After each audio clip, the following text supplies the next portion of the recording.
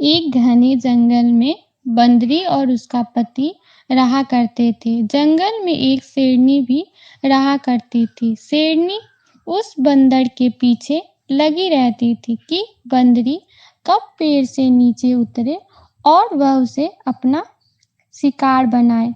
बंदरी गर्भवती होने के कारण ज्यादा इधर उधर नहीं जाती थी और एक पेड़ पे बैठी रहती थी। उसका पति ही उसके लिए हमेशा खाना लाया करता था।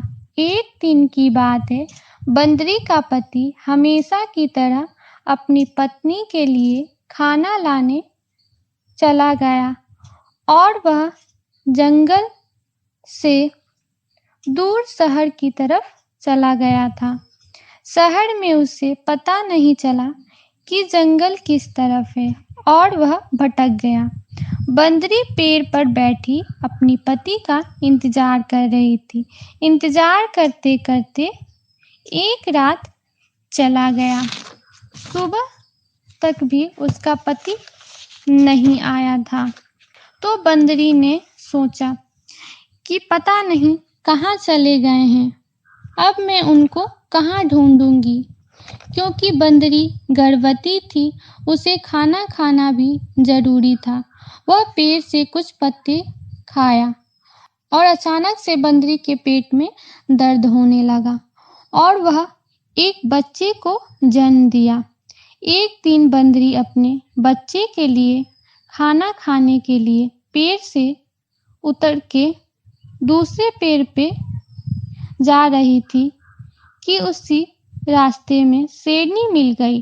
शेरनी बंदरी को देखकर उसे जान से मार दिया और खा गई और वह वहां से जा ही रही थी कि उसे उस पेड़ पर बंदरी का बच्चा दिखाई दिया और सोचने लगी, मैंने यह क्या कर दिया।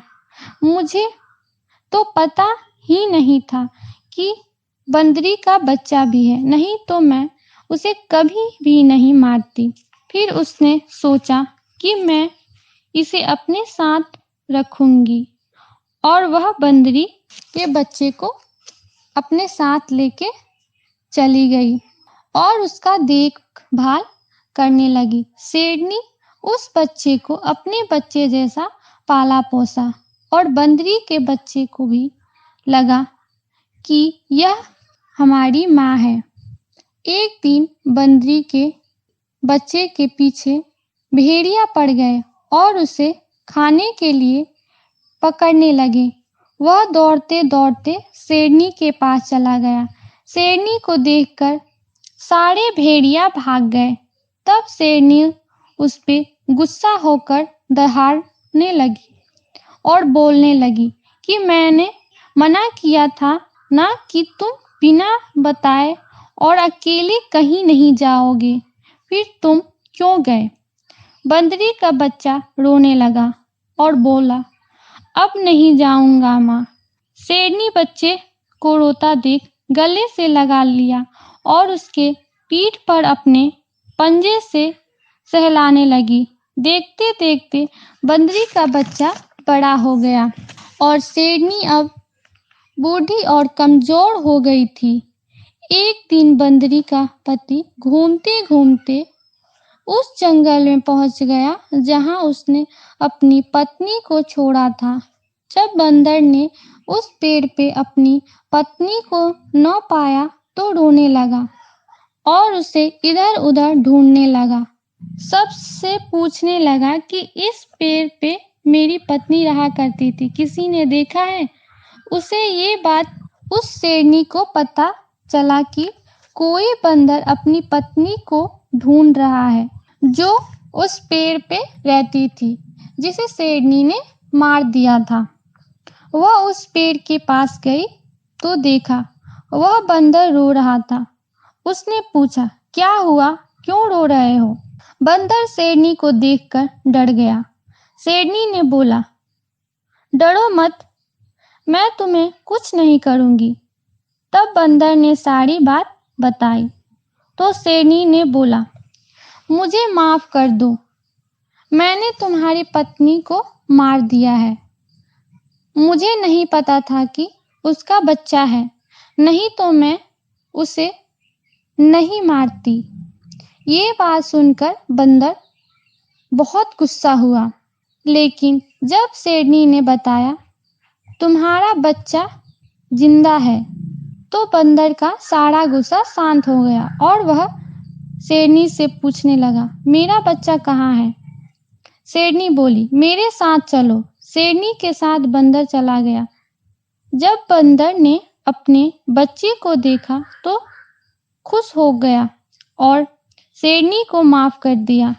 बंदर और उसका बच्चा दोनों वहां से फिर चले गए और कहीं दूर रहने लगे, जहां कोई शिकारी या शिकार करने वाला जानवर उनके पास न पहुंच पाए।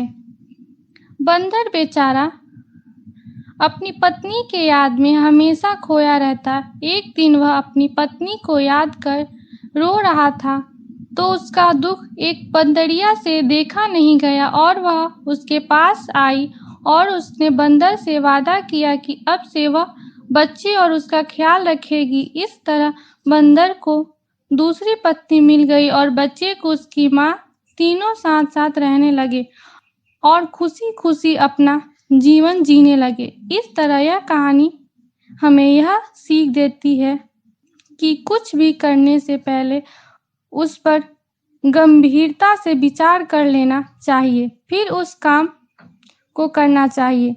इससे हमें यह पता चलता है कि बिना सोचे समझे कोई भी काम नहीं करना चाहिए। इससे हम सबको बाद में जब ये बात पता चलती है तो बहुत दुख होता है। दोस्तों, इस तरह की मज़ेदार रोमांचक कहानियों के लिए हमारे चैनल हिंदी कहानियों को सब्सक्राइब करना ना भूलें। साथ ही साथ बेल आइकन को ज़रूर प्रेस करें। आप इसी तरह हमारे साथ जुड़े रहें और नई नई कहानियाँ सुनते रहें। मैं फिर इसी तरह एक नई कहानी लेकर लौटूंगी। तब तक के लिए मुझे दीजिए इजाज़त। नमस्कार।